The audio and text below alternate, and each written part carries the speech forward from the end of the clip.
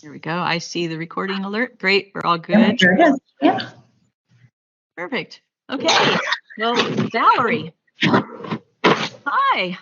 Hi, it's great to be here, Linda. I'm Valerie Swearingen with We the People of Missouri, and our hostess for today's event, for today's webinar, is Linda Rance. She and her husband, Craig, of 20 years, have made Missouri their home since 2021. And without Craig's support and help, Linda would not have been able to complete this amazing work that she's done with election integrity. She's been involved with the Missouri Canvassers and Cause of America since 2021. And she has worked tirelessly to create, research, and make this manual for us, e-manual called Return to Hand Counting Missouri. And we are honored to have her and Craig call Missouri their home. Thanks, Valerie. And we should give you a little bit of news about our friend Valerie here. She is a native Missourian. I heard her do an amazing introduction for Senator Bill Eigel recently. She and her husband reside in Southwest Missouri, and they enjoy camping and with their three grandchildren. But I have a lot to learn about being a Missourian because as she was introducing the senator, she mentioned something about shooting squirrels and some other things you have to do if you're a Missourian. I haven't learned that yet. I'm working. Valerie is the executive director of We the People of Missouri, and they are a nonpartisan grassroots group that is a liberty watchdog functioning at the county level, which speaks exactly to what we're working on here. Election integrity is her passion. So, and our other friend, Kristen? Valerie? Kristen is with Patriot Mama Bears. She resides in St. Charles, and she's running our chat room today. And as Kristen already explained, if you're new joining, if you didn't hear her announcement earlier, we want you to ask questions in the chat room. It's the little bubble. You may be able to see that there on your computer screen. And as questions come up, Kristen will be passing those along to us. And as time allows, we will get to those questions. So Kristen, thanks for being there with us. Thank you for having me. Okay. Go ahead, Kristen. You want to say something there? Yeah, before we get started, I'm going to drop the link to the e-manual in the chat right now, just so everybody has it. I'll probably drop this several times, but this is going to be your guide through all. Great. And before we go any further, we're waiting for our first guest. And you can flag me when that's ready. But I would like to let you know that you're seeing a camera right now, and it may not be this prominent the whole time, but we have set up a virtual or a demo polling place with a counting table for a counting team. So while we're doing this webinar, because we're not going to be able to deep dive and show you every single aspect of it, we wanted you to see a demo, a team actually go about what it takes to be a counting team. So this counting team has been waiting. They're going to move forward and start setting up their space. You'll see them doing things throughout the presentation. We kept a camera on it, but not necessarily a microphone. So if you have any questions, let us know. But they are working on what they have to do to set up a counting space and do the task. So that's a pretty exciting thing to watch over there as we're going through. So. Okay, so I got word that Sean is here. Awesome. Valerie. Awesome. Colonel Sean Smith is joining us as a guest speaker today. He is retired as an Air Force colonel with over 25 years of active duty in space and missile operations, director and test manager for operational testing of weapon systems, United States Air Force Fellow to the RAND Corporation, and 4 years as a senior military evaluator for space intelligence and surveillance. I think he can help us with elections, don't you? Colonel Smith has worked extensively with Mike Lindell in the state of Colorado to expose and rectify the elections there. He oversees the vast resources of Cause of America website. So if you all haven't checked out the Cause of America website, you need to do that because it is a treasure trove of just amazing election integrity resources. So Colonel Smith, We the People of Missouri and Missouri Canvassers and Patriot Mama Bears and Freedom Principle wish to thank you for your service to our country, and thank you for your persistence in pursuing election integrity for us. Hi, good afternoon. Can you hear me okay? Yeah, we do. Okay, great. We weren't sure how this was going to go. We're stuck in a ditch up in the mountains in Colorado, so the timing is excellent. Thank you for the intro, and thank you so much for what you're doing. I really appreciate it. I don't want to spend a bunch of time talking about Cause of America, but the whole point of standing up Cause of America, Michael Lindell asked us to do it, and we were glad to and grateful for the chance. The whole point of it was to help grassroots. And there's nothing that we do in Cause of America that is of any worth unless grassroots decide, citizens decide to take back control of their own election. So you're grateful for me, and I appreciate that. But I'm grateful for you guys, and I have family living in Missouri too, so it matters to me what happens there, even more than some other states. So I think we've got about 15 minutes, and then I'll have to start shoveling out in front of the tires here. So I want to just talk about a few things. So my background, just so everybody understands, I'm not what I would consider a cyber guy. Kurt and some of the friends keep telling me not to say I'm a cyber pro, or to stop saying I'm not a cyber pro, but I'm really not. When I think of cyber professionals, I think of the guys that I worked with at Department of Defense, both contractors and civilians and military, and those people are hyper capable. They're some of the best in the country. The other people who are the best in the country are are probably those working for the major corporations and the major cyber firms, a lot of whom also are working with Department of Defense. But what I do know, and I know better than probably anybody who hasn't had the opportunities I've had, is the threat itself. Particularly from foreign nation states, but from very capable, advanced, persistent threat actors and teams. And the threat to cyber and computer systems is more severe and more just fantastic in scope than most people are aware of or can imagine. And for a couple exemplars of that, just so everybody understands, the Joint Staff of the Department of Defense, which spends somewhere between $9 and $11 billion a year on cybersecurity, they could not protect the Joint Staff's own internal network from compromise. They couldn't protect Department of Defense networks or Cybersecurity Infrastructure Security Agency, CISA. They couldn't protect their own networks. They could not detect the SolarWinds supply chain compromise on their own systems. And so before I go on about any of those threats, I want to talk specifically about our voting systems. There's not a computerized voting system in the United States that is certified and in use that is made entirely in the United States. In fact, most of them are manufactured entirely outside the United States of non-US components. And there's no supply chain security on those components. Sorry, people are checking to see if we're okay. There's no supply chain security. What I mean by that is, a lot of laptops, for example, almost every laptop sold in the United States over the last 5 years, particularly from Dell and Hewlett Packard, for example, which are both being used in US voting systems, ES&S and Dominion voting systems in the case of Dell, and then Hart InterCivic in the case of Hewlett Packard. They're all made in the People's Republic of China. They're made under the supervision of officers from state organizations like People's Liberation Army or Ministry of State Security. And there is no US presence ensuring that those systems are not compromised deliberately, which, by the way, there are entire divisions under the Ministry of State Security in China that are dedicated to the compromise of Western technology and computers. And when I say divisions, I'm talking about people with 10 to 12,000, organizations with 10 to 12,000 people. Organizations with headquarters so large they have childcare facilities and dental. These are not script kiddies. These are not, the hackers that you see in Hollywood movies. These are state actors. This is what they are committed to. So that's the first part, is our voting systems are comprised of components that were not protected in manufacture. There's no way to fix that. You can't monitor that kind of insecurity or vulnerability out of them because the compromises can be embedded in a way that they cannot be overcome or detected. That's the first thing. Second thing is, everything that we've been told about the security of our voting systems being assured by a certification process and by a testing process by accredited labs under the Election Assistance Commission in the United States, all of those things we've been told are completely false. They are a complete sham.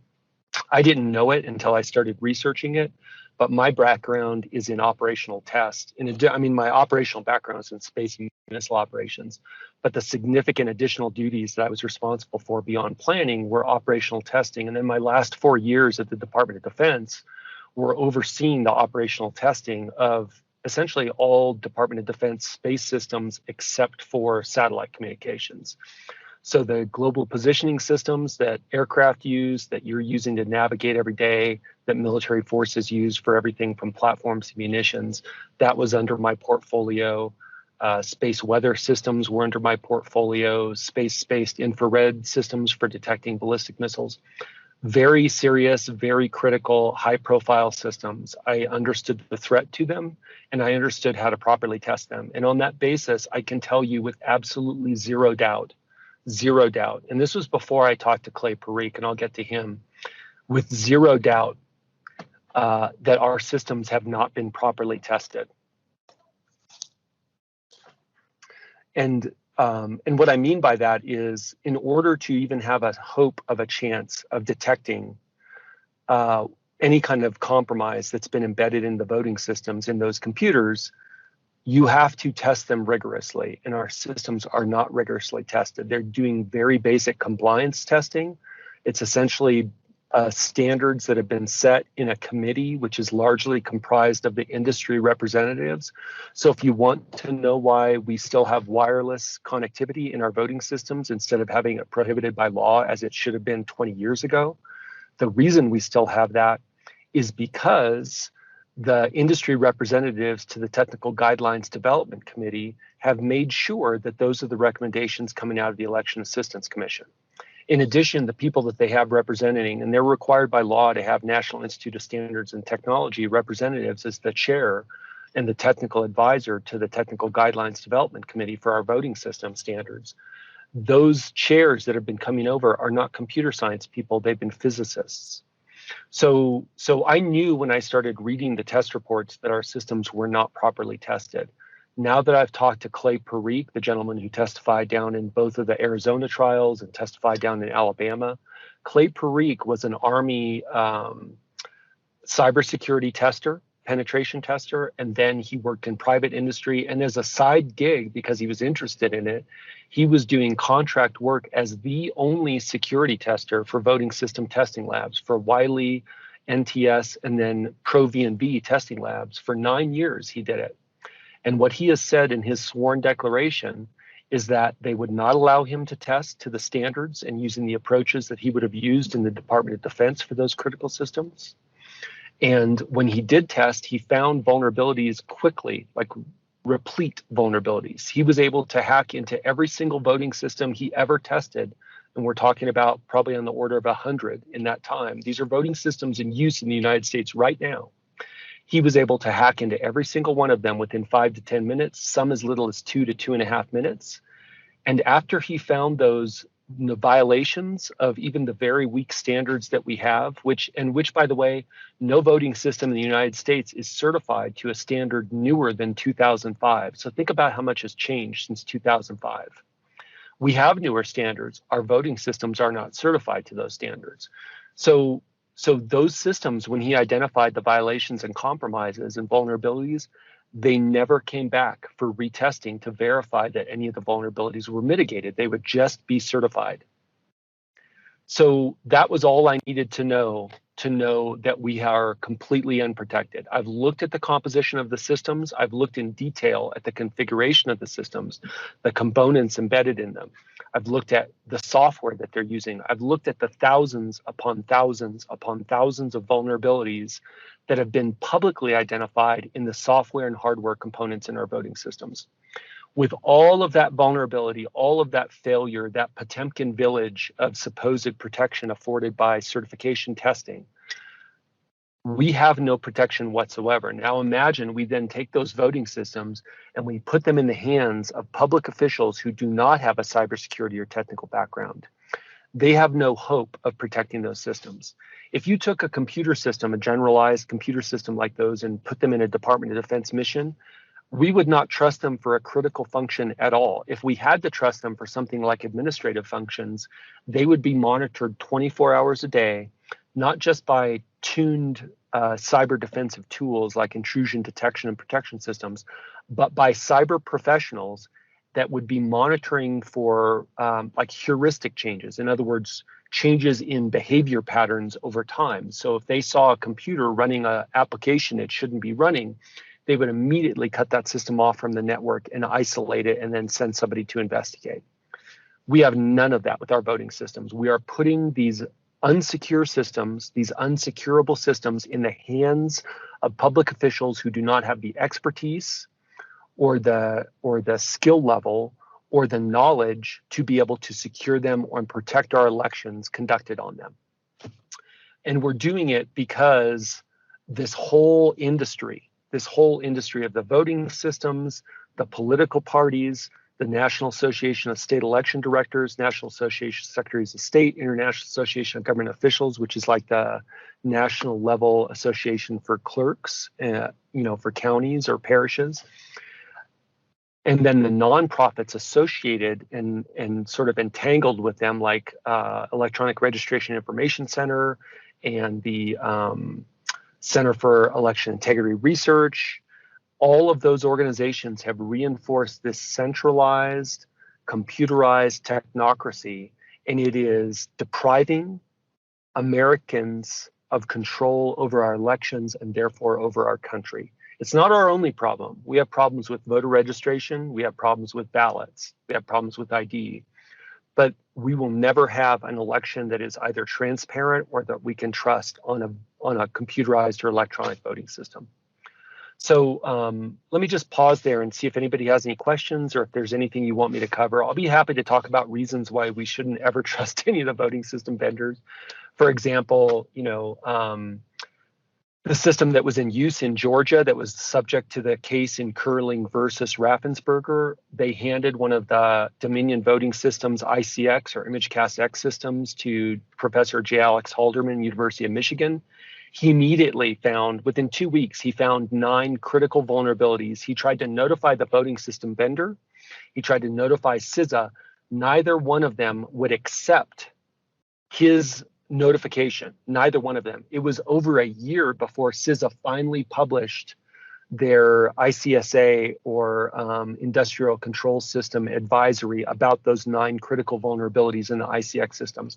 That advisory stated right in it that they were not able to test other versions of the ICX and the Dominion Democracy Suite system to see if those systems were equally vulnerable, and yet they continued to use those same systems. They allowed us to use those systems in our elections, even though Halderman tried to tell them, and the company itself had an obligation, a positive obligation, contractual, to notify its clients. They refused to accept notification, so they were letting themselves off the hook. And EAC did nothing. When they found, and it's not just Dominion, when they found in ES&S, 2000 to 2006, ES&S had installed remote access software on their voting systems and told no client.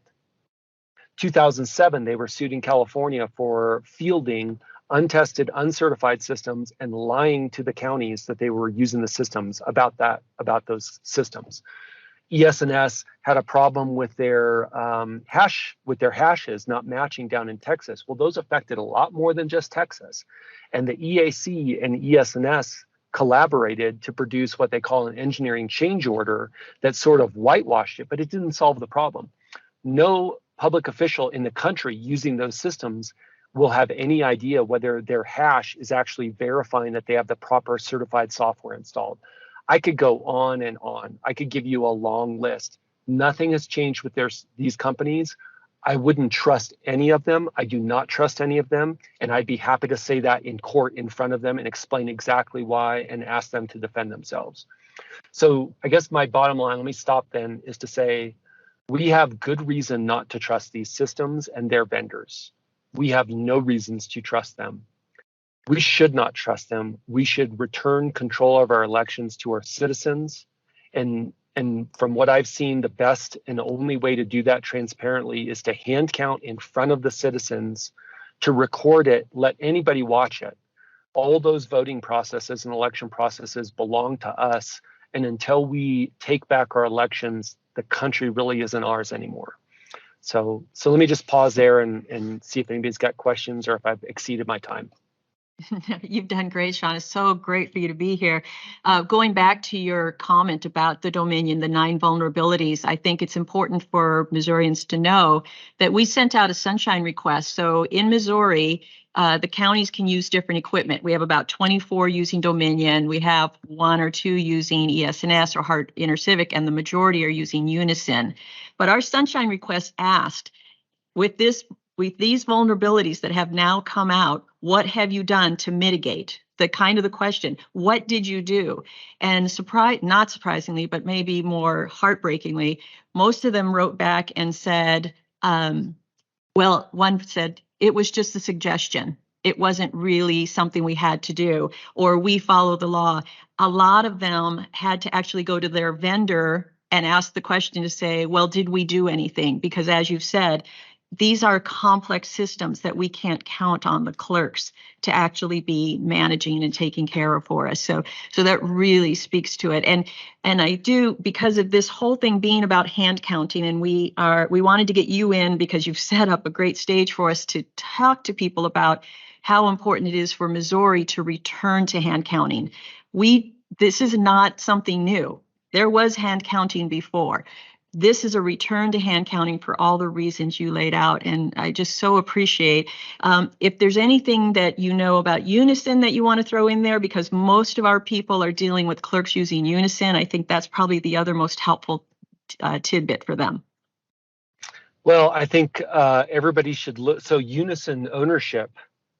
So this is another thing I haven't touched on at all, but the ownership of these companies is masked behind multiple sort of firewalls. It's very difficult to find because of the private investment in both Dominion and ES&S. It's very difficult to identify who exactly the investors and owners are. That's not the case with Unison. Unison is owned by international, I think it's International Tabulator and Totalizator, which is owned by a parent company, which is a Hong Kong registered Malaysian company with an owner, a CEO and a chief executive and chairman who is very, very tight with the leadership of the People's Republic of China's Communist Party. Very tight. So if you're comfortable because Unison hasn't been in the news, you're really missing the whole picture. There is not a single one of these systems that I would trust. Our public officials do not have the capability. They don't even have the ability really to open them up and look at them. They mostly are told what to believe and told what to do. And if they do what they're told to do, then they get a cookie, right? The media does not attack them. They get praised by, and they get awards from these national associations, which are all compromised terribly, right? So there is not a voting system company I would be comfortable for. I don't trust anybody at this point from what I've seen. What I trust is citizens doing it themselves in full view of everyone. And you're right. We used to do this. This is what our grandparents did. Right? You want to know when the first voting machine fraud occurred? With the first voting machine, it was the Shoup voting system, and they could. Everybody's up here. I was surprised these people are this nice. You could corrupt that voting system, the Shoup voting system, by breaking off a pencil lead in the gears in the back so that when you pulled the lever, it would not increment. And then at the end of the day, there would just be a little pile of graphite or pencil lead. There wouldn't be any evidence at all that it happened. You just would have lost the increment of a bunch of votes for whatever vote you were trying to retard. So don't be comfortable because it's Unison. There are examples with every single voting system company, and the entire regime of testing and certification that we've been told is protecting us is utter nonsense. I would love to have this discussion under oath with the leadership of the Election Assistance Commission, which has lied to the American people and to public officials, as well as with the voting system vendors, as well as with the voting system companies. We've been had. And as much as we have the ability to take our control back and do our counting of our hand counted paper ballots ourselves, that's exactly what we should do. Yeah. And a lot of what's in the e-manual, I know it just went out and you're on vacation, so you probably haven't had a chance to look at our 255 pages, but a lot of what you're discussing is in there. So our people who in Missouri want to get involved are going to be able to find links and information about what you said. And I had just gotten the mail, Vote Scam, a book written in 1992, and I actually found an original edition that I got. 1992, they had already finished a 25-year investigation into problems in election machines. It's nothing new, the problem that we're having. For some reason, we're not getting anybody out there to listen. So, but no, we are so grateful to you. We're going to take people through this and give them some ideas about it. But for you to take time out of obviously, it looks like you're in a beautiful location, doing what you're doing, we're very appreciative. So if you have closing words, but otherwise, we're so grateful. Thank you. Well, I'm grateful for you guys. There's no substitute for citizens, and there's no citizenship happening on anybody's couch. So if you think you can't do something, you're wrong. Everybody can do something, and together we can get this changed. I would also point out there are so many good books, and I blame myself for not paying attention to this. I was focused elsewhere, but I'm paying attention now. Sheila Parks wrote a book called While We Still Have Time.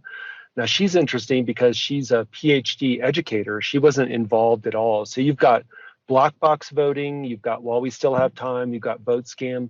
This has all been well documented. None of it has gotten better. It's all been swept under the rug. And the difference is the media has been playing along now. You go back even 5 years and you find them trying to do stories about this. Now, we've got the establishment trying to make anyone who questions the election processes or integrity or results into some kind of villain.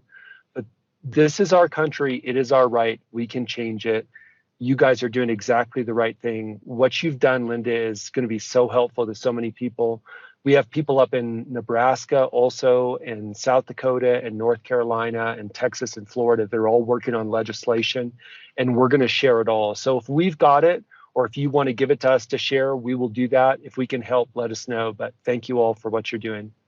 Thank you. And I will point out that it is already uploaded on Cause of America on our Missouri dashboard. So I encourage everyone who hasn't done so, go to causeofamerica.org.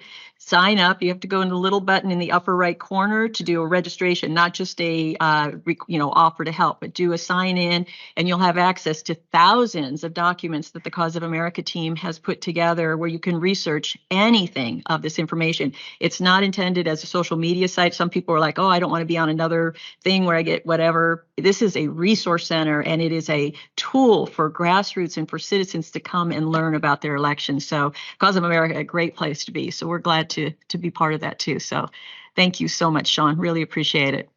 Thank you. Happy holidays. You too. Take care. Good. Have a happy new year. Okay, so Valerie, and I see our counting team is over there counting. Yeah. Do we have to make any little announcements before we go on? I know we're waiting for a special guest, another special guest. We have so many, but I haven't heard yet.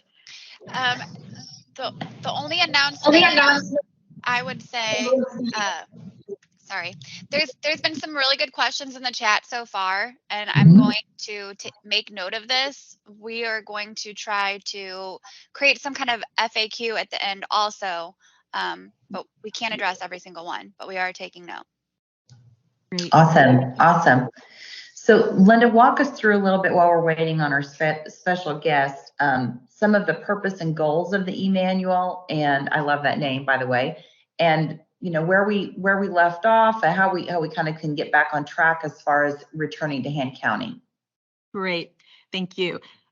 So just to tell you how we got here, so Louisiana, and I know we have some of our Louisiana friends here on the chat with us. They put together a hand counting process. We heard about it. We sort of invited ourselves to go down there. My husband and I traveled down and got some real Louisiana hospitality and looked at their system and participated in the demo. In the e-manual, there is a page and a half or so with the links to their site. There's some information. Colonel Sean Smith has put together a hand counting process. All that's going to be in that e-manual. But we're going to, what we did is we were excited and we thought, yeah, hand counting, we've heard Sean Smith before. So we came back and I started reading the statutes. And I started trying to figure out, could we do what they've done here? And what shocked me is that in 1977, our legislature wrote and passed a whole series of election laws that lay out a process for hand counting. And what didn't exist, so if you go to a clerk and say, we need to hand count, yeah, but what's the process? What's the steps? So I started putting together forms and putting together some process details. And what you're seeing in the camera where our counting team is over there, they're actually carrying out the hand counting process exactly as it's set forth already in Missouri statutes.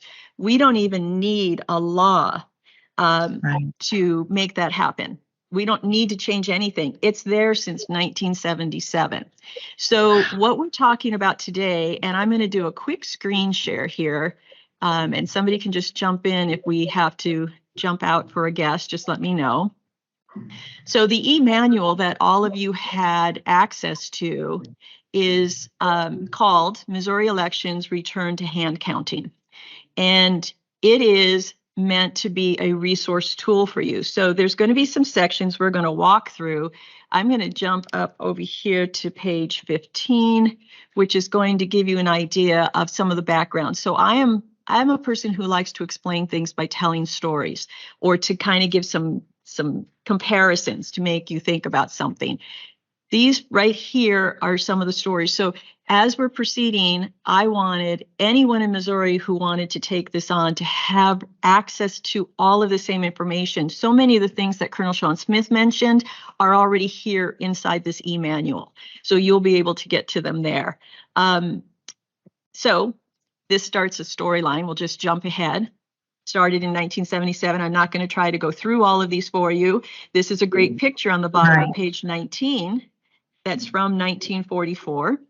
Wow, that's awesome. And we've got this IOU, some comparisons. Some people like to learn this way. So this tells us a little bit about what we are and how we got here. The other thing that we need to talk then is going to be about motivations. And I am going to, let me just jump to that page, but then I'll find out from Valerie if we're ready to move forward with that or if we do, are we? No, go ahead. I think we're ready. Go ahead. Okay. So there's two sets of motivations. There's the motivations of we the people, and then there's the motivations of those who are conducting the elections, and a lot of other people out there as well. So this section right here, which took the most time and really pulled together all the other information, is what are the things that we can say about hand counting? Well, this hand counting system will save time. It is an easier process for the clerk in the long run. It will save an incredible amount of time. And there's a chapter in here, a section that will go through some of those details. It will save money.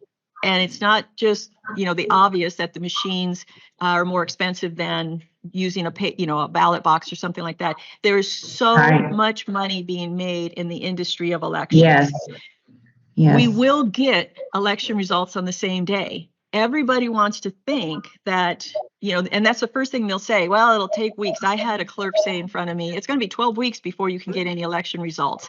And that's just not the case. And then there is the transparency and the security, the things where Colonel Smith was talking about. The people need to see it. The people need to be there and to see what's happening. So that is a big part of what we want to do.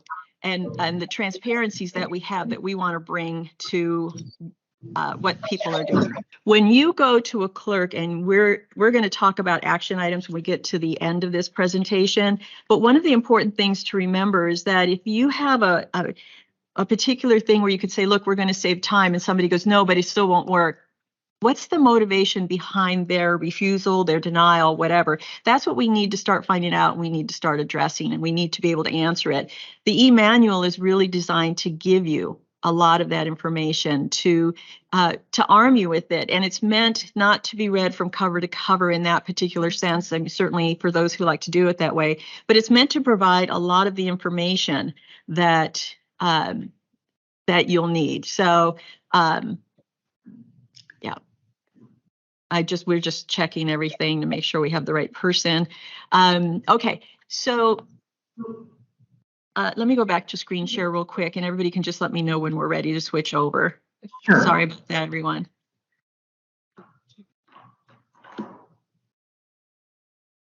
Okay. All right, so motivations for transparency and security. So one of the things that we want to talk about is the same day results. And because that seems to be a big stickler that everybody believes it won't happen. So this process is set up to allow us to do same day results. Now, one of the things that it is that we asked our friends over at Freedom Principle to help us do some numbers, and you'll find these on page 54 of the e-manual.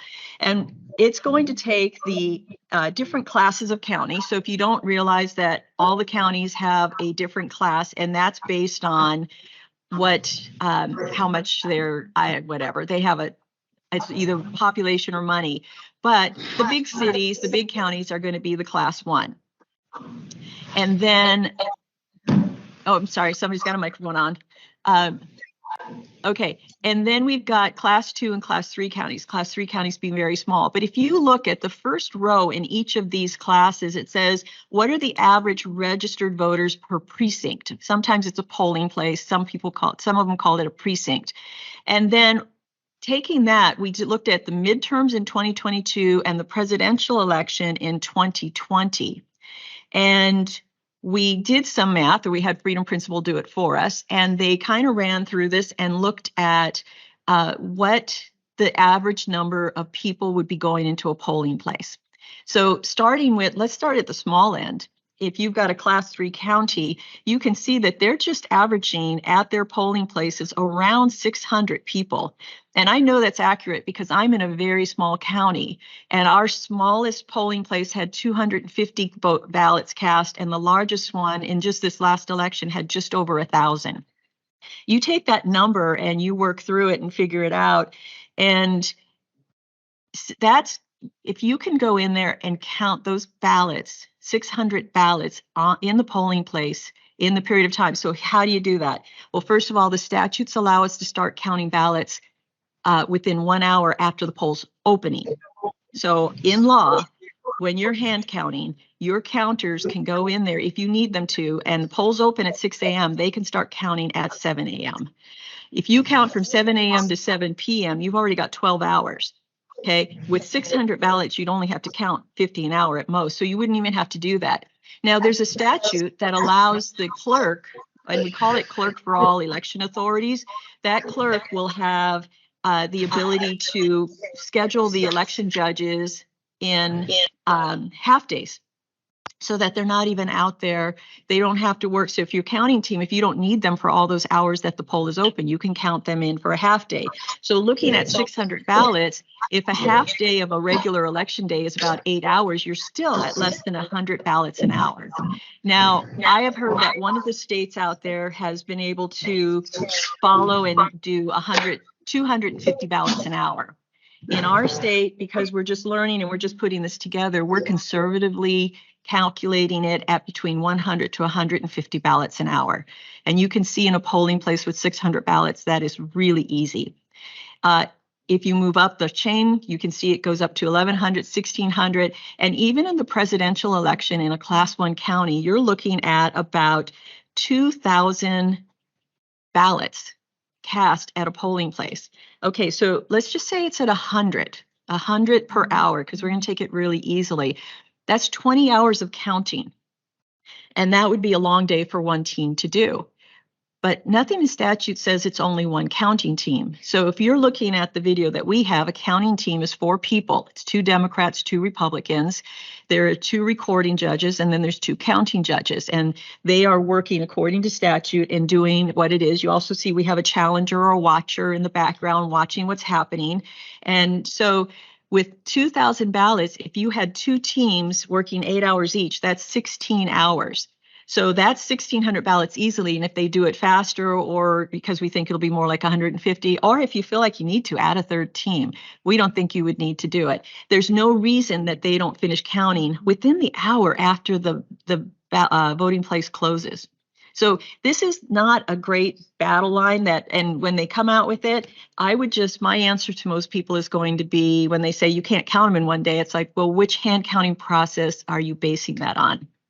Also, if you jump into the, I'm sorry, I just saw a little message I had to look at. If you jump into the back of the e-manual to the section that is other voting processes, and you look at the one in Louisiana, we ran a test there, they did, and we got to be part of it with their Cajun clothesline. And for 1 hour, we counted, I believe it was 90. I'd have to go back and look at the numbers, but 90 ballots. But keep in mind, nobody there was trained. We learned it that morning, and we did it based on the period of time that we had while we were there, just brand new people learning it, not really sure and asking questions. So that's an amazing thing when you have untrained people. So we don't have our, expert level in Missouri, here's how long it took us, but we know that you can get through those ballots. The other argument that you'll sometimes get from people then is going to be security, transparency, and that's a huge issue. Now, in Colonel Sean Smith's approach, he has outlined in his document how to do it with people being in, having cameras and everything set up. Now, that's a whole nother level, and I don't disagree with him, but where we're at in Missouri with the statutes that exist, that's what we want to work from. That's where we want to come in at what we have in place and then grow from there. But just getting this out and getting people to understand it is what we're looking for. So on page 57, if you haven't seen this before, there is a video, a 2-minute video out there, and likely if you haven't heard Mike Lindell speak about this, he likes to play it, and he has started playing it recently, but these are some of the quotes from prominent Democrats who have looked into voting issues and the voting machines for quite a while.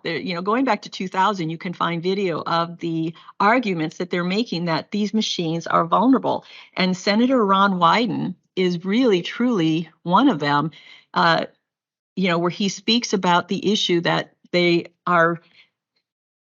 the profit-making side of it that is getting the most attention from the voting machine companies, not the security side of it. So anyway, with that said, I'm going to stop sharing again and jump back and see where we're at with our group here. How are we doing, Valerie? I think it's going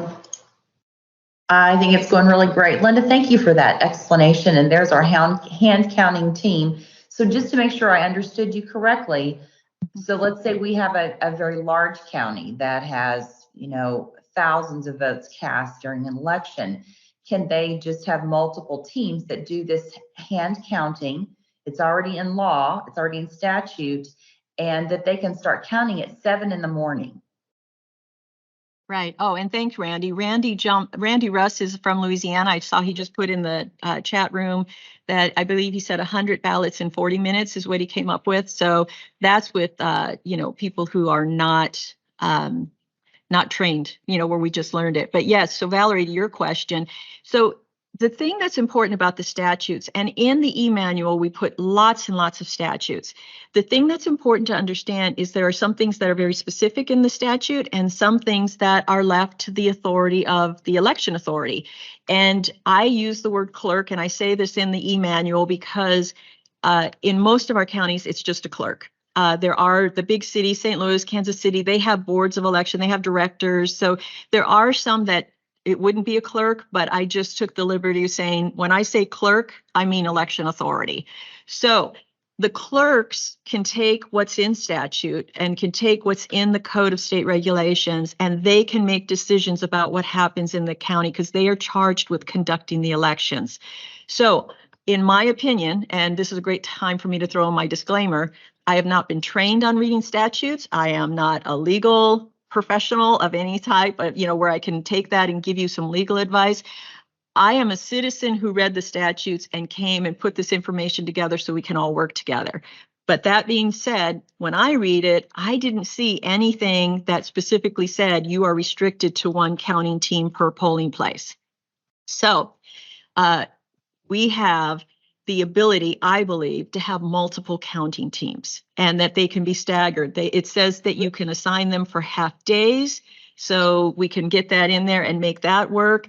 And then you can see this team working there. So you have the two who are closest to the wall are what would be called the counting judges.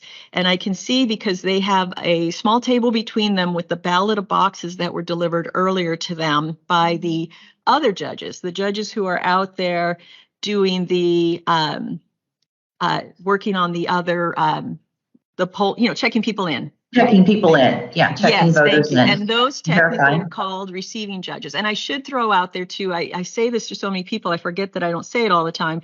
In our statutes, I could not find in a search the term poll worker. So the statutes don't use that. It doesn't mean your clerk doesn't use it or that, and they can use whatever they want, but the term that's used is election judge for everything. So the people at that table are election judges, and the two against the wall are the counting judges. One's a Democrat, one's a Republican, and we won't ask them to identify themselves, but they are taking one ballot at a time out of that box, and they are reading off who the votes were cast for. Across the table from them are two recording judges who have tally sheets, and those you'll see examples of. And we're going to talk a little bit more about that process in the next section. But the tally sheets are, and that was Louisiana's. I just love that the minute I saw it in Louisiana, and I kind of changed the shape of it and the order. But yeah, hats off again to Randy and John in Louisiana for coming up with that. I thought you said that that's because they do so much bingo there. Yeah, that's where they got their. Yeah, I know. To me, it did. It felt like bingo. It did. It felt bingo. like I was like, this is so cool. So voter bingo. Yes. Yeah. But it's a baseball pitch sheet, which I played softball, but we never counted pitches back in that day, so I didn't really realize what that was. But they adapted it, and so the recording judges who are facing the wall, they each have their own sheet. And as this is being called, the vote is being called by the other two judges, they are dabbing it like in bingo. They're dabbing a number on their sheet, and that's how they're creating tallies. We'll look at that. We'll look at some screenshots in the next section. But that's all in statute. That was written out that way. It's the most amazing thing that in 1977, our legislature was putting that much detail into what we're doing. So I am very excited with that. So going back, I don't want to jump off of motivations too much. I think we need to talk about things. The first objection that I think you're going to run into is the fact that it takes too long. And we kind of touched on that. It can be done. It will save time for that clerk.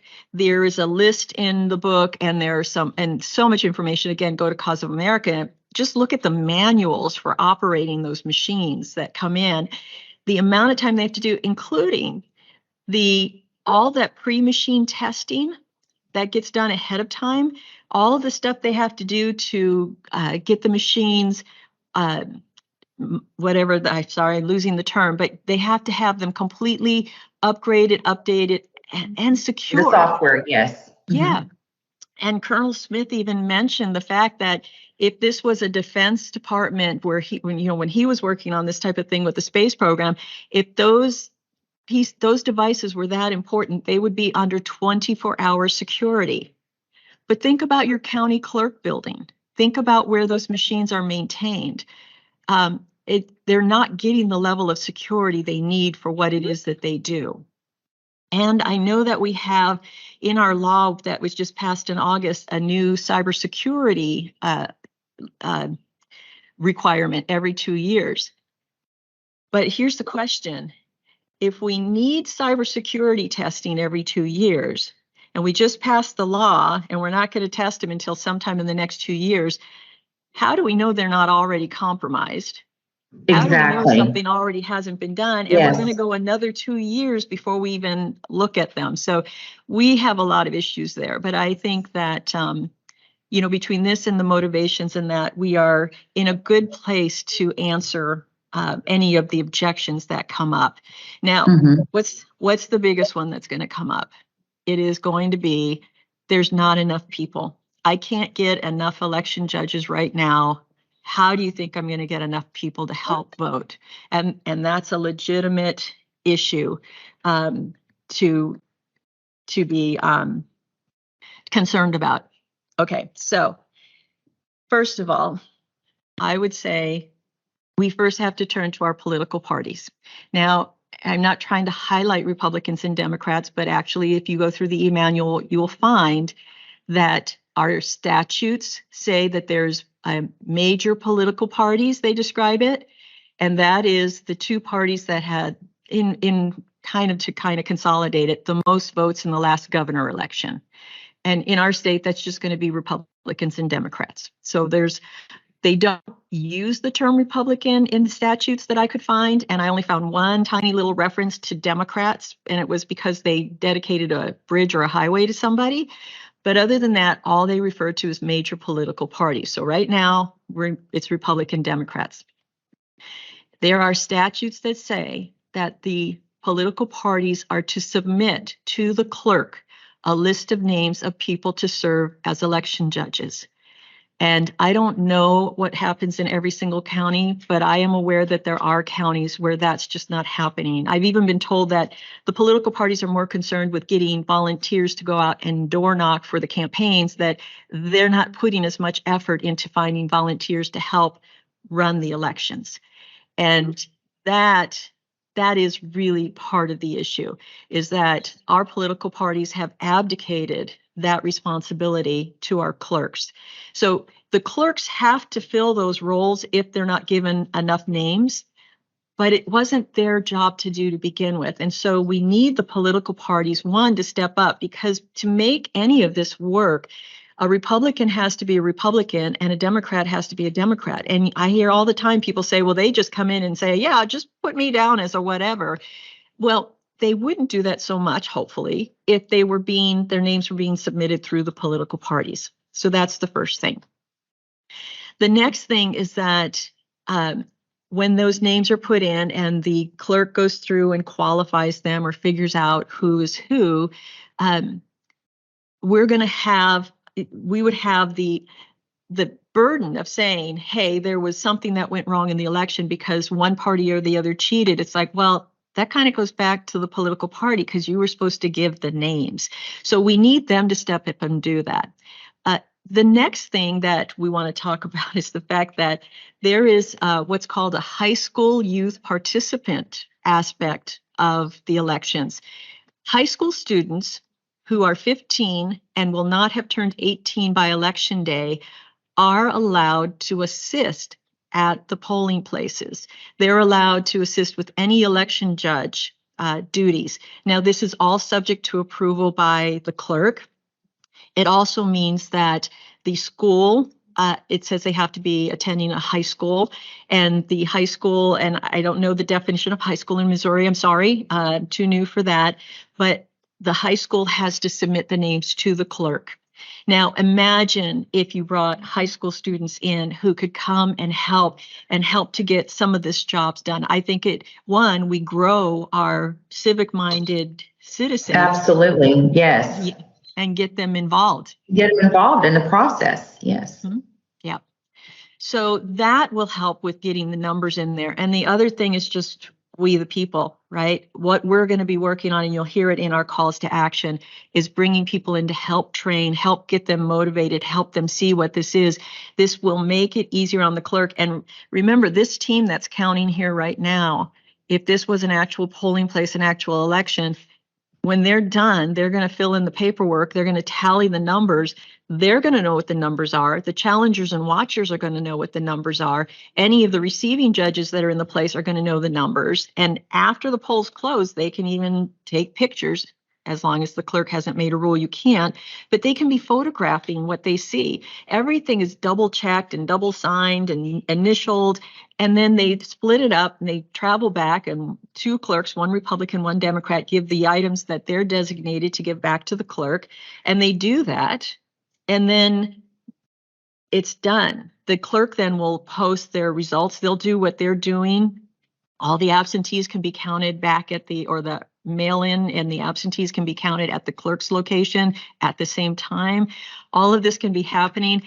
There's no post-election audit of the machines. There's no rerunning through the machine. There's no testing. There's no logic and accuracy, which let's get Colonel Smith back on to talk about logic and accuracy testing. So that is all just amazing things that we can work on as we go forward. So, Okay. And Linda, if I understood correctly too, what I've heard you say about the statute is that when we go to hand counting, if there's a question, these ballots can still be looked at by citizens versus once they go into the machine and they're checked there, if 2 or 3 days later, if someone has a question, they can't unseal those ballots. Have I understood that correctly? Sorta. So what we're running into right now with the lack of transparency in our state is statute 115.493. Anybody who has tried to obtain cast vote records or any kind of election materials after an election runs into this. It's very broadly interpreted, and it basically says everything is sealed. So if you read the statutes about the machines and what happens to the ballot, so you put your ballot into that machine and it drops down into the trash bin part of it, as they call it. It stays there. Your ballot has been digitized. So you're just digital information. When the polls close, the election judges open the bottom of that machine and they take them out. Now they're supposed to count them, the quantity, not count the votes, but count the quantity of paper that's in there. And then it goes in a box. And when they take it to the clerk, it gets sealed. It gets sealed and they sign it. It's all in statute how that gets done. They only unseal 1 or 2 of them to run those machine post-election tests, but for the most part, it's sealed. And according to 115.493, it doesn't get opened for any reason. Now, similarly, with hand counting, these clerks, they're only one team touching the ballots and they're laying it on the table as they finish and it gets set down. And all of the information is going on the tally sheet. So a tally sheet would be way more like a cast vote record. So we could see what they were tallying, what the numbers were. Because right now with the machines, all you get is a total. And that's one of those stories I tell at the beginning with the cash register or the grocery store. How would you like it if you went shopping and you checked out and then they said, okay, here's your total. And you're like, I don't think that's right. Can I see what you rang in and what I charged? No, you can't see what went in. All you can see is the total. And that's kind of where we're at right now. So the problem that we have is that we want to have a little more, not a little more, we want visibility for the people. So in this hand counting scenario, you're going to see the numbers, you're going to see the tally sheets, you're going to see the batch summaries, you're going to see the results and the certification pages, the statement of returns. And then they are going to take those ballots and put them in boxes, and they will go to the clerk and they will be sealed. They'll be under the same restrictions as if they had been put into a machine. The difference is going to be is that what the people did in tallying them, the copies of their tally sheets, all of that's already going to be out. It's going to be public. I don't even know what we would even request after the fact, because unless there's a watcher or a challenger at the polling place who says, hey, something wasn't being done right here. There's an issue. This team was doing this or that. Unless you have something like that where you're going to investigate what was done, you have those tally sheets. You can see the numbers. You don't need to run a cast vote record because it doesn't have that same impact. So I hope that answered that question. It did. Thank you, Linda. And I feel like it's much more transparent. If a voter has a question or if a political party has a question. And to touch on what you were saying as far as volunteers, for those who aren't familiar, that's the central committees need to be more involved, and each one of you should have a central committee man and woman for each voting precinct. And they need to be stepping up to the plate, both the Democrats and the Republicans, to encourage citizens to be involved in this process and to come and serve for 6 hours in the April election. And let's try the hand counting. Let's see how that goes. So as Sean said, there's no substitute for citizens.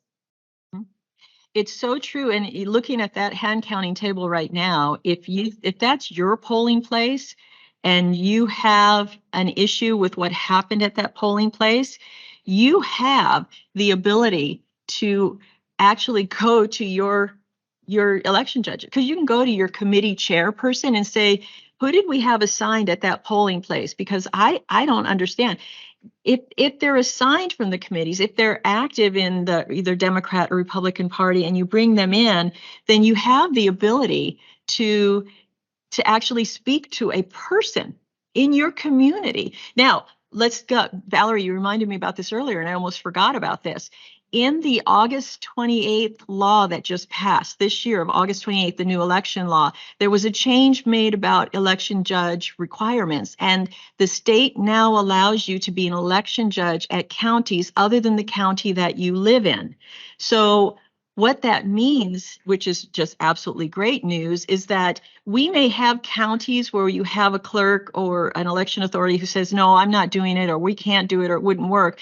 But if we are able to speak to some counties and convince them to get in, and we have a lot of grassroots people who are like, especially if you're already an election judge, who say, yeah, I want to learn this hand counting aspect of it. We can say to a clerk, how many election judges do you need? And that that clerk can say, I need another 25 election judges. I need this many Democrats, this many Republicans, and hopefully we have that pool. That's going to be in our call to actions as we're going to talk about it. But if you wanted to be an election judge and for some reason in your county that they're not using you or they're not asking you to be part of it, you can actually go into another county. You just need to connect with the clerk over there or the political committee in that county. And maybe them, go to the neighboring committee and say, hey, I'm here and I'm available. If you find that you need somebody, submit my name. I'm a dedicated whatever, party member. And I would like to be an election judge. We need Republicans and Democrats both to make this work and to be serving and to help us get the counting, because as Colonel Smith said, there is no system that you can trust. He said in that 15 or 20 minutes that he spoke, all the things that I tried to get across in the e-manual. It's just with him being able to say that, with him being able to step in and just say, it's just not there. And that he would testify before any court is very powerful. And I hope that, we will put the recordings up so everybody can listen to it again. But I really, I just feel that in Missouri, I've heard people say, well, there might be a little fraud here, but there's not very much.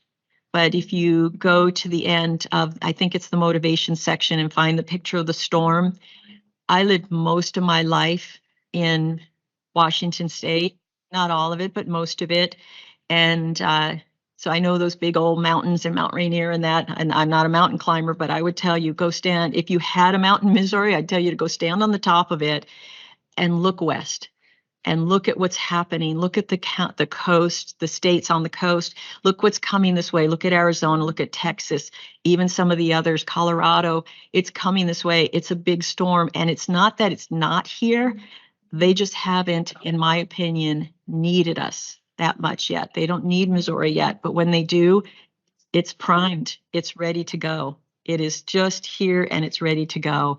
So we need to make some changes now and to make that. Yes, and thank goodness that the legislators in 77 fought ahead enough to think of the hand counting process for us and lay it all out in statute, so we can totally bypass the legislator and work from the ground up to take things back for we the people.